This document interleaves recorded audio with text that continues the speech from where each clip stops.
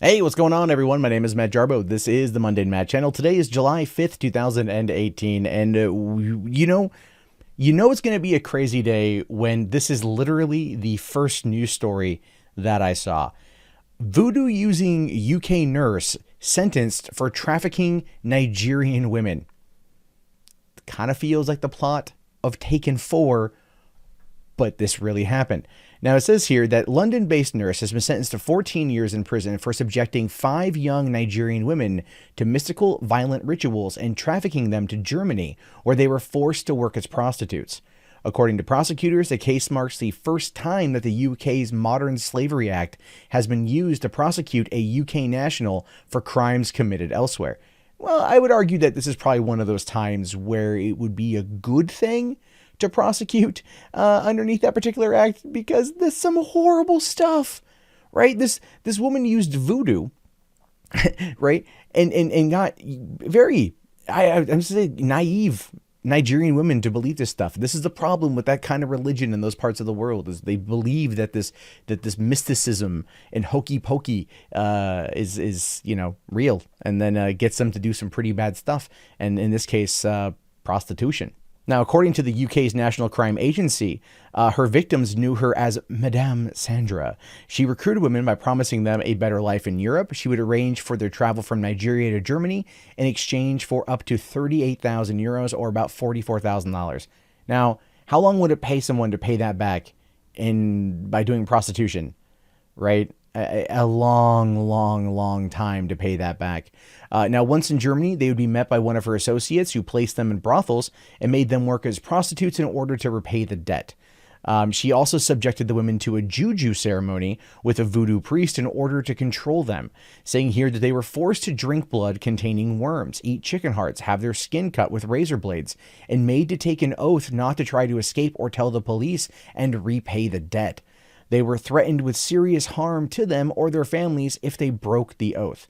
And again, you know what? I'll catch some flack for this one. I believe that perfectly summarizes a fair amount of modern religion, right? Just in a more brutal and totalitarian way. But it's like, no, you take an oath to do this and to never break it and to never go against these things under threat of either ostracization, as we've seen multiple times in Scientology, how they treat you like an other, or even in some Christian faiths. I was actually outed out of a church when I was 15 for ultimately not engaging in sexual act with a 13-year-old. That was the catalyst. But again, if they can turn the tide against you, they will boot your ass out of there. It happens when there's any kind of control to be had. Goes on to say that 5 of her victims testified during the trial and laid bare the horrifying conditions they endured. The prosecution said that women provided crucial evidence and praised them for their bravery.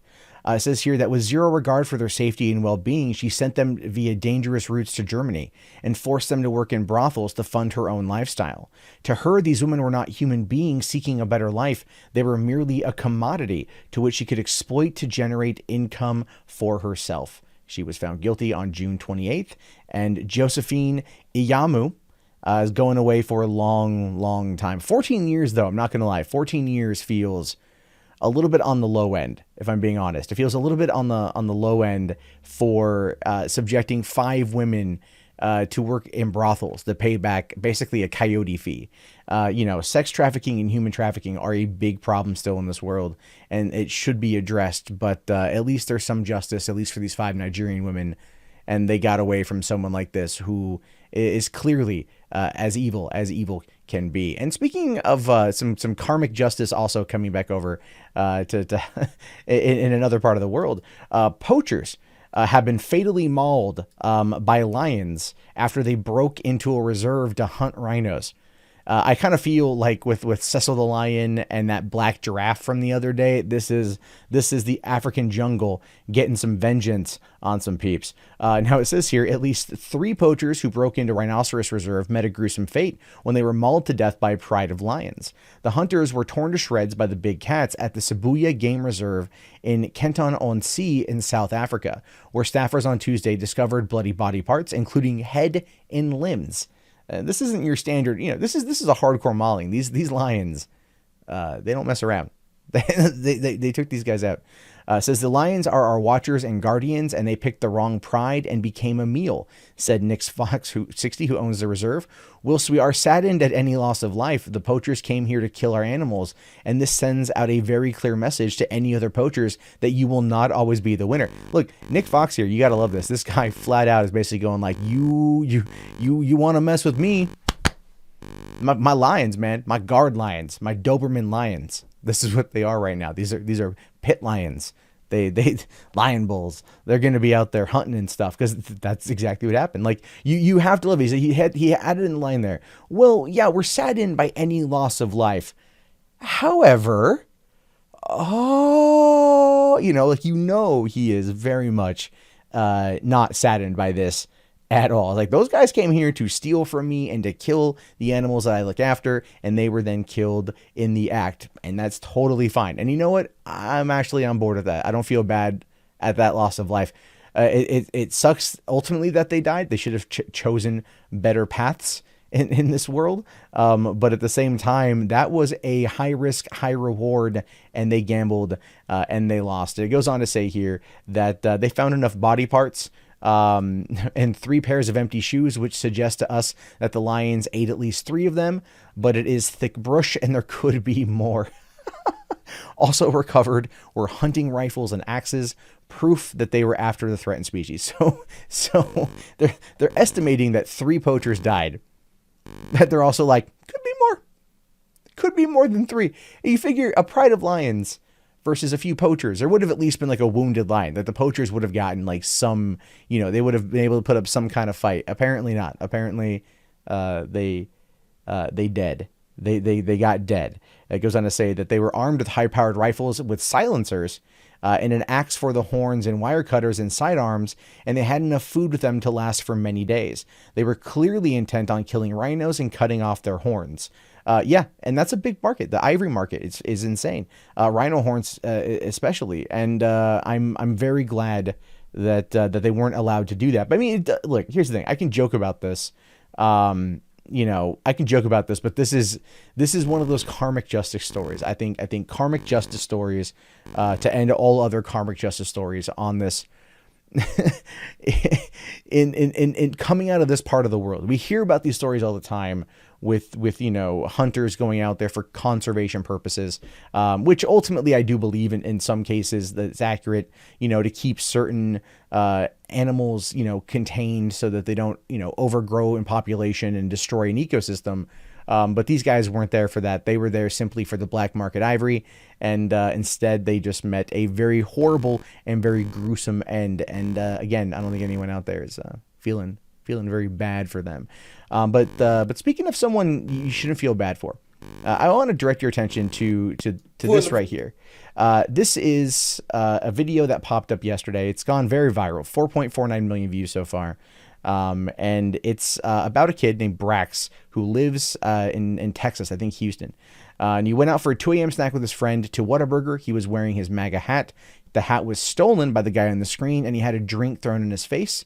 Oh no, sorry, this is the friend of the guy who had the incident happen. But yeah, let's take a listen real quick. President, you ain't supporting shit, nigga.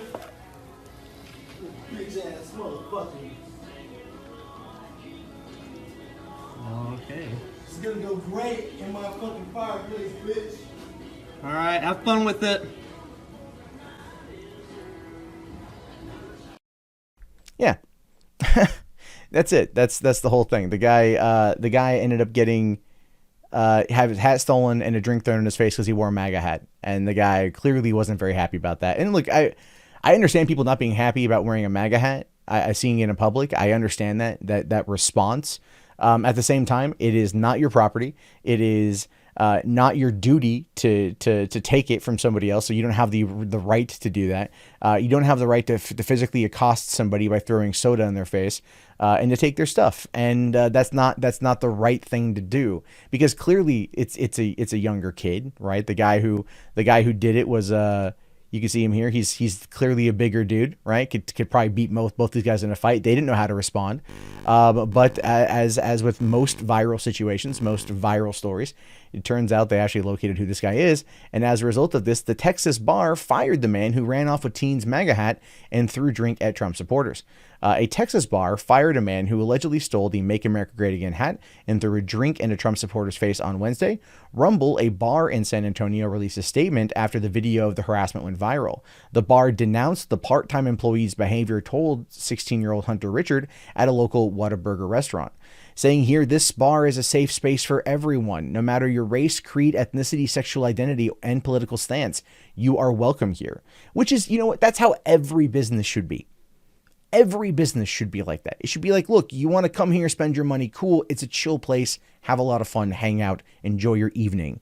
And I understand why they want to do that, but still, it's like they kind of have to after it was identified. Now, the employee has been identified as 30-year-old Kino Jimenez, according to several social media sources. In the video, Jimenez yanked off Richard's Make America Great Again hat and said, "This is going to go right in my fireplace, bitch." Richard claimed that some of his hair was pulled out during the confrontation. Later on, Jimenez told Richard, "You ain't supporting shit," and threw a drink in his face. Richard found Jimenez's acts unproductive and unnecessary. Yeah, those are some big words for a teenager. I found his actions to be unproductive and unnecessary. Yeah, I can imagine a corncob pipe out of his mouth saying that.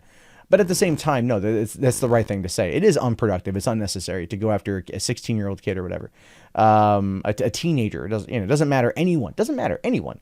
And grab their property like that, throw a drink in their face because they have a MAGA hat on. Their political stance is their political stance. You know what? Why don't you invite them into the marketplace of ideas and then go from there? But Hunter here did say, "I support my president, and if you don't, let's have a conversation about it instead of ripping my hat off. I just think a conversation about politics is more productive for the entire whole rather than taking my hat and yelling subjective words to me. Police are currently investigating the incident." Now, I don't know what's going to happen as a result of that. I don't know if the police are going to arrest this guy. Hunter could file a complaint. Then they'd have to run it up the ladder to the DA to see if it's prosecutable in order for the charges to then go through. They may deem it as just not being the right thing. Hunter could go after him in civil court for the lost property, and then hope to win a legal victory that way. But then again, it's like, is it worth it? Is going to civil court over a MAGA hat that costs maybe what, $15-20 at most? Usually people go to civil court when it's like $500 or higher. So is it going to be the cost versus principle, or is he going to want to put out there for a way to get this guy back legally? And I'm pretty sure if this kid wanted to go after him legally, he could put up a GoFundMe in order to raise the money for it, and he would have it. He would have it instantaneously. He would have 8 times over what he was looking for. And that's kind of where things would be at. And ultimately, I wouldn't be against that, to be honest with you. Because we talk about the Civil War, right? And civil being civility. And when that goes out the window, we start putting ourselves down a pathway that is very difficult to come back from. And now, not everyone is going to be involved in that. Not everyone's going to act that way. But people like Kino there, doing that simply because he had the hat on is just ridiculous. It's not civil. I understand you're upset at the administration. Take it out on the administration through your vote. Don't take it out on a kid sitting there enjoying a burger with his buddy at 2:00 in the morning. I mean, you're a real big man on campus at that point in time, bullying teenagers. Ooh. Did that get you going when you got home? Right? You grab your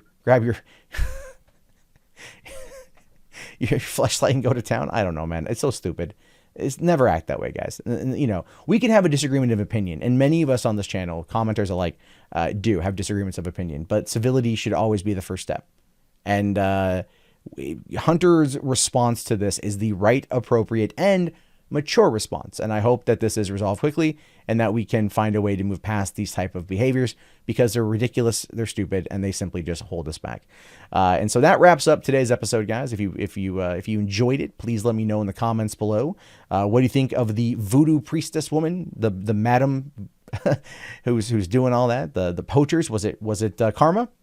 Questions right there. And what do you think the appropriate response should be to this issue with the MAGA hat being stolen? I'm very curious to know your thoughts on that one. Also, if you guys want to listen to more from me, and you totally can by clicking subscribe, hitting on that bell, you can also at the end screen check out my Whatever podcast, which is turning into almost like a nightly thing where I just rant about a certain topic for about 20 to 30 minutes. It's completely unfiltered, not safe for work. I say whatever's on my mind. And you may like that. And I'm going to link to that not only in the end screen, but the video description. And I'll talk to you guys later. Have yourself a great day and peace out.